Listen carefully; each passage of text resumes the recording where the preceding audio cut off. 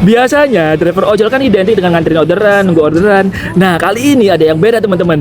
Jadi mereka jadi tukang dekorasi dadakan karena mau ngikutin lomba hias rumah mitra yang diikuti rumah mitra seluruh Indonesia.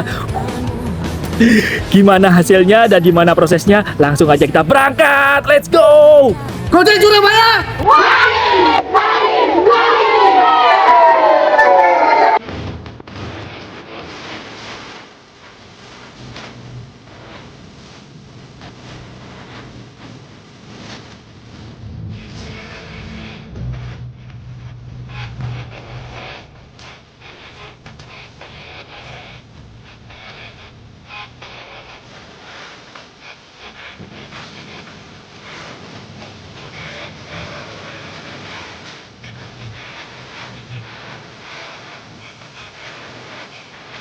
Dirgahayu Republik Indonesia ke-81 Gojek Surabaya.